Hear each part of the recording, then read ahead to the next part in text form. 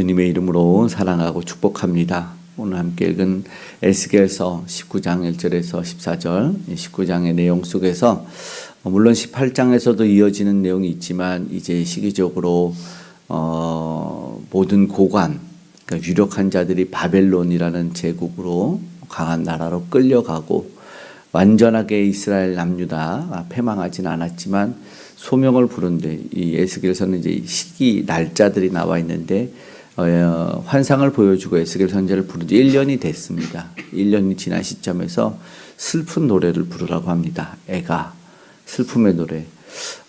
그런데 오늘 이 애가를 우리가 부르라고 해서 그냥 끝내지 말고 우리는 기도하기를 기쁨의 노래인 아가를 부르기를 소망하는 마음으로 오늘 본문을 살펴봤으면 좋겠습니다. 축하할 일이 아니고 슬픔과 통곡이 가득한 노래를 이제 선지자 에스겔에게 하나님은 부르라고 말합니다. 대상이 있어요. 이스라엘 고관들이라고 합니다. 그들은 이스라엘 왕들이나 아니면 지도자, 현대로 치면은 모든 리더가 될 겁니다. 뭐 대통령도 되고 국회의원이나 뭐 기업 총수, 뭐 목회자들도 될 것 같습니다. 그들에게 슬픈 노래를 지어 부르라고 말합니다. 개개인의 실패 그리고 하나님 특별하게 불러 사명자로 세웠는데 그들이 몰락하면 쓰러지면 이 공동체가 무너지는 것을 보게 되죠. 그리고 결국은 나라가 패망합니다. 애가를 통해서 우리 민족 또 우리가 교회 그리고 개개인에게도 들려지는 메시지가 있을 줄 믿습니다. 우리는 하나님 이런 슬픔의 노래가 안 불러졌으면 좋겠습니다. 아멘. 그러기를 원합니다. 그러면서 비유를 이어서 말씀하는데 이 노래 속의 비유는 사자의 새끼, 포도나무, 불에 탄 가지입니다. 사자의 새끼는 처음에 암사자가 키워요. 젊은 사자. 그 새끼는 무엇이냐면 유다의 왕들을 표현하죠. 그리고 왜냐하면 이 유다가 이미 그 귀의 통치 아는 대로 모세가 예언을 하고 그리고 야곱의 축복 속에서 이 넷째 아들인 유다를 예언할 때 그렇게 예언하죠. 사자로 비유하고 그리고 통치자의 귀가 내게서 나온다라고 했기 때문에 이 유다는 이 12아들 12민족 지파 중에서 이 사자로 비유를 하고 통치자의 귀, 통치자의 지팡이로 비유가 됩니다. 통치자가 나올 것을. 물론 궁극적인 통치자는 예수 그리스도를 상징하지만 예언의 성취로 유다의 왕가가 이어져서 갔던 그걸 보게 되었습니다. 패망하기 전 여호와하스라는 왕이 있었으나 그가 이제 패망하고 결국 사람을 해치는 자가 되어 포로로 끌려갑니다. 4절에. 그런데 두 번째 또 그 다음에 왕인 여호와긴도 똑같은 전철을 밟죠. 또 뭐 이어지는 말씀에는 이제 여기까지만 나오지만 또 여호와김과 그리고 마지막에 시드기야 왕까지 그렇게 이스라엘을 완전히 멸망을 하게 되는데 이 선례가 만약에 주어진다면 깨달아야 되겠지요. 왜냐하면 교훈은 깨달음을 주기 위함인데 이 말씀 속에서 깨닫지 못한다는 것은 바벨론의 포로가 되어서 이제 돌아오기를 원하는 것인데 어쩌면 메시지가 주어진다는 것은 은혜와 축복이죠. 돌이킬 수 있는 기회이니까. 그러나 메시지도 주어지지 않는다면 그리고 또 그 메시지를 듣지 않는다면 결과는 파멸이다라는 것을 보게 됩니다. 그래서 9절에는 그것을 해석해 주죠. 갈고리에 넣고 깨어 바벨론 왕에 이르렀나니 옥에 가두어 소리가 이스라엘 산에 들리지 않게 한다라고 말씀합니다. 우리에게도 사실은 메시지가 주어지고 비유를 통해서도 하나님의 깨달음을 주시고자 할 때 우리는 그것을 받아들일 수 있어야 될 겁니다. 받아들이고 적용하면 그러면 생명을 얻을 수도 있고 또 또 거부하면 심판을 받을 수도 있다는 그 사실을 깨닫고 우리가 경각심을 갖고 주의 말씀을 듣기를 원합니다.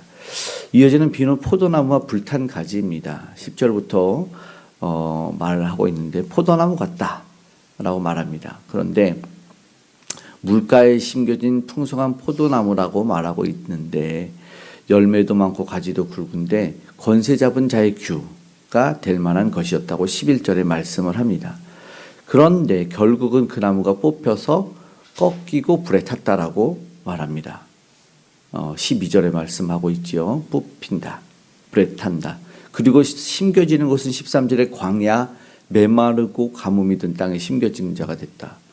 결국 이스라엘이 무엇을 했냐면 하나님은 열매를 맺고 풍성한 가지로 심었으나 그건 뭐 이유에도 알지만 뭐 포도나무가 돌감람나무 이 들에 품어진, 그러니까는 아주 좋은 극상품의 포도나무에 대한 비유는 우리가 뭐 알고 있는 것처럼 예레미야에서 들었는데, 동일하게 오늘도 이제 뽑혀서 어떻게 되냐라고 하는 것이 불순종 때문에 그들은 귀한 열매를 맺지 못하는 비유적인 말씀이 되겠죠. 하나님의 말씀을 떠난 자들은 메마를 수밖에 없고 하나님의 공급을 경험하지 못하게 됩니다. 이 불타는 경험을 하게 되는 것이죠. 결국 우리는 이 애가가, 슬픔의 노래가 왜 불려지는지 보아야 될 것입니다. 14절에 불이 그 가지 중에 하나에서 나와 열매를 태우니라고 말합니다. 그리고 권세 잡은 자의 귀가 될 만한 강한 가지가 없다. 그리고 후에 애가가 된다. 슬픔의 노래다라는 것이죠. 저들이 나름에는 열심히 형식적으로 있었다는 걸 알고 있습니다. 나름의 예배와 나름의 제사, 기도 했는데, 그러나 형식적인 것을 이어가고 있었던 그 내면에는 뭐가 있었는지 알죠? 지도자의 타락이 있었어요. 이미 에스겔을 통해서 보여줬던 게 뭐냐면, 저들이 위급할 때는 우상을 숭배하는 거예요. 산당에 가서 예배하고, 그리고 동쪽 태양을 향해서 저들이 기도하는 모습들, 다마스를 위해서 애곡하는 여인들 분명하게 보여줬다는 것이죠. 결국 저들은 내면에는 이미 우상 숭배가 가득했고 교만과 불순종이 있었어요. 그러니까 저들이 듣고자 들려지는 노래는 민족의 기쁜 소식, 정말 흥겨운 축제 소리가 아니라 슬픔의 노래일 수밖에 없다라는 것이죠. 하나님께서는 우리가 그러나 망하고 징계받는 것을 기뻐할까요?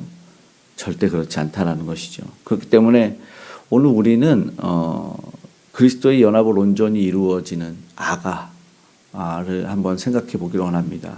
아가는 우리에게 사실 들려줄 기쁨의 노래 아닙니까? 노래 중에 노래. 애가를 듣기 전에 우리 심령이 만약에 회복을 한다면, 그러니까 하나님께 회개하고 돌아온다면 마침내 슬픔의 노래가 아닌 기쁨의 노래가 우리 심령에 들려질 줄 믿습니다. 이 19장 마치기 바로 전 18장 31절과 32절의 말씀을 한 번만 더 읽어보겠습니다. 너희는 너희가 범한 모든 죄악을 버리고 마음과 영을 새롭게 할지어다. 이스라엘 족속아, 너희가 어찌하여 죽고자 하느냐? 주 여호와의 말씀이니라. 죽을 자도 죽는 것도 내가 기뻐하지 아니하노니 너희는 스스로 돌이키고 살지니라. 아멘. 주님은 살기를 원하십니다. 새롭게 되는 영, 회개하는 심령이 말이죠. 결국 정령 무너진 나무, 불에 탄 가지에 대한 모든 것 하나님 기뻐하는 것이 아닌 회개하고 돌아오라고 말씀하고 있다는 것을 기억해야 됩니다. 말씀을 통해서 무엇이 깨달아야 되냐면 지정의적 회개죠. 죄를 말씀을 통해서 분명히 알고 죄가 미워지는 거죠. 싫어지는 거예요. 그리고 온전하게 죄에서 돌이키는 것, 그것이 살 길이다라는 것입니다. 김유신 장군이 말목을 자른 것이 노래로도 불려져 있어요. 슬픈 그거 사실 애가죠.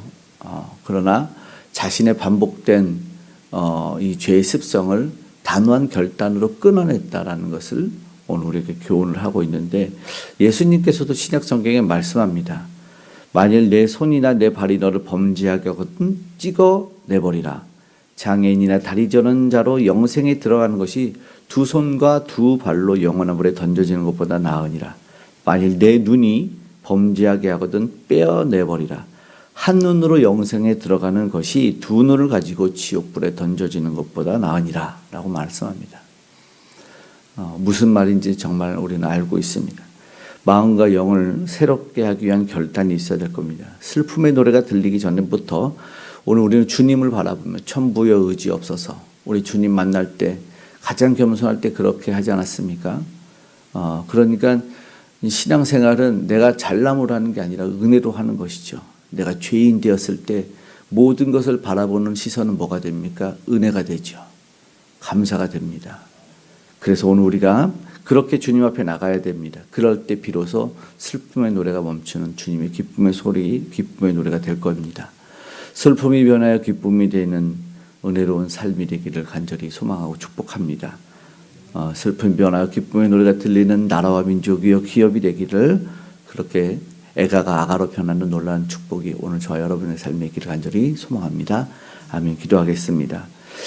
사랑의 아버지 하나님, 고맙고 감사합니다. 오늘도 하나님 돌이키길 원합니다. 주님 회개하길 원합니다. 떨궈내길 원합니다.